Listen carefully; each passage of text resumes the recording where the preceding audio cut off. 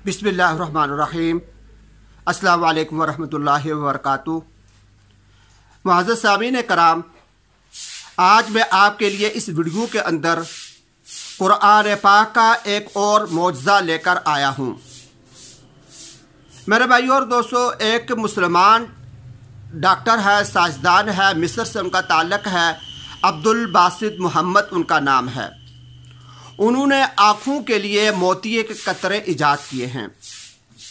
Switzerland की एक company है, उसने ये दवा तैयार की है और इस दवा का नाम रखा गया है कुरान की दवा।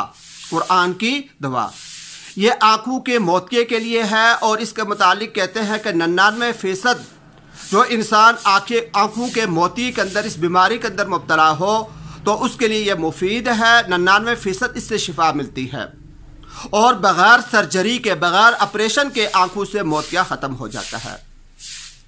ये मिस्र से ताल्लुक़ रखने वाले साइंसदान अब्दुल बासित मोहम्मद, ये उनकी ईजाद है और ये एक बहुत बड़ी ईजाद है, बहुत बड़ी ईजाद है।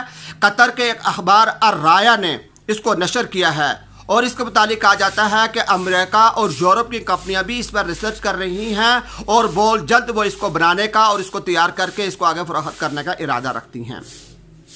तो ये एक दुआ बनाई है शेख अब्दुल बासित मोहम्मद ने, मिस्र से इनका ताल्लुक़ है और इसके अंदर जैसा कि मैंने आपको बताया कि आँखों के अंदर जो मोतिया उतर आता है बग़ैर ऑपरेशन के उसका इलाज हो जाता है। अब ये दुआ बनी कैसे है, इसके बारे में शेख अब्दुल बासित मोहम्मद फरमाते हैं कि ये आइडिया मेरे दिमाग के अंदर जो आया और मैंने इस दुआ को जो बनाया है वह इस तरह हुआ। वो फरमाते हैं कि एक मरतबा सुबह के वक़्त बैठा हुआ मैं कुरान की तिलावत कर रहा था, सूरह यूसुफ पढ़ रहा था।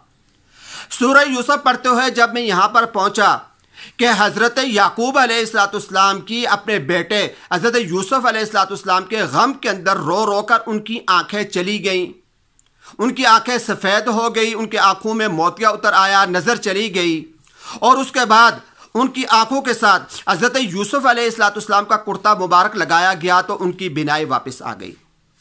शेख अब्दुल बासित मोहम्मद फरमाते हैं कि मैंने जब ये आयत पढ़ी तो मैंने सोचने लगा कि आखिर वो क्या बात थी, उस कुर्ते के अंदर क्या ऐसी चीज़ थी कि जिसको हज़रत याकूब अलैहिस्सलाम की आंखों के साथ लगाया गया तो उनकी बिनाई वापस आ गई।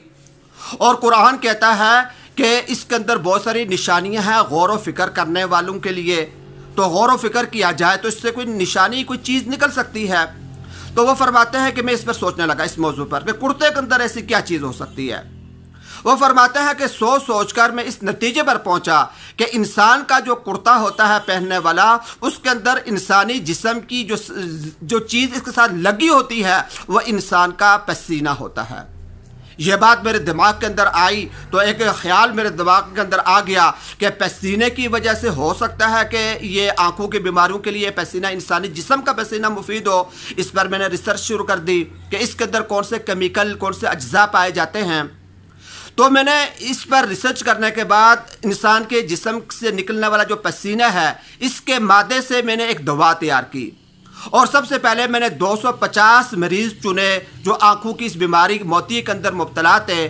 2 हफ्ते तक रोज़ाना 3 टाइम उनके आंखों के अंदर में ये कतरे डालता रहा और इसका जो रिज़ल्ट निकला वह 99% इसका दुरुस्त रिज़ल्ट निकला। तो ये इस तरीके से ये दवा ईजाद हो गई, यानी कि ये एक तहकीक सामने आ गई कि इंसानी जिस्म से निकलने वाला जो पसीना है इसके अंदर ऐसी चीज़ पाई जाती है, ऐसी केमिकल यानी ऐसा मादा पाया जाता है कि जिसकी वजह से इंसान की आंखों के अंदर जो मोतिया उतर आता है उसका ये इलाज हो सकता है। तो सुभान अल्लाह, कितनी बड़ी बात है। 1400 बरस तो हो चुके हैं कुरान पाक को नाजिल हुए और हज़रत याकूब अलैहिस्सलाम और हज़रत यूसुफ अलैहिस्सलाम का जो वाक़या है उसको हज़ारों बरस गुजर चुके हैं। हज़ारों बरस के बाद और 1400 बरस कुरान के नाजिल होने के बाद उसकी जब इस छोटी सी आयत पर जब गौर व फिक्र किया गया तो आज के दौर का कितना बड़ा मसला अल्लाह तबारक व तआला ने हल फरमा दिया। तो इसके अंदर कोई शक व शुबा नहीं कि कुरान के एक एक हरफ के अंदर, एक एक लफ्ज़ के अंदर अल्लाह तबारक व तआला ने बेशुमार मौजज़े रखे हैं। अगर हम इनको गौर व फिक्र, इनके अंदर गौर व फिक्र करें, इनको सोचें, सोच कर हम देखें, इस पर तहकीक करें कि कुरान का ये लफ्ज़ है, इसका जो ये माना है, इसके अंदर क्या चीज़ निकल सकती है, तो यकीनन हम अपने बहुत सारे मसले हल कर सकते हैं। میں اکثر یہ جملہ کہا کرتا ہوں کہ اللہ پاک نے ہمیں جو یہ قرآن عطا فرمایا ہے، یہ ہر دور کے، ہر انسان کے، ہر مسئلہ، ہر دور کا، جس دور کا بھی، یعنی حضور سے لے کر قیامت تک آنے والے جتنے بھی ادوار ہیں، ان میں جتنے بھی لوگ آنے والے ہیں، ان کو جتنے بھی جس قسم کے مسائل پیش آنے والے ہیں، ان کا حل اللہ نے قرآن کے اندر رکھا ہے۔ صرف ہمیں سوچ کر وہ چیزیں نکالنی پڑیں گی۔ اگر کوئی غور و فکر کرنے والے، سوچ و بچار کرنے والے لوگ موجود ہوں اور کریں تو یقیناً ایسی چیزیں کھل کر ان کے سامنے آ جائیں گی۔ اللہ تبارک و تعالیٰ سے دعا ہے کہ اللہ تبارک و تعالیٰ ہمیں یہ جو اتنی قیمتی کتاب اللہ نے ہمیں عطا فرمائی ہے، اس کی قدر کرنے کی، اور اس کو پڑھنے کی، اس پر عمل کرنے کی، اور اس قدر غور و فکر کرنے کی توفیق عطا فرمائے۔ وآخر دعوانا الحمدللہ رب العالمین۔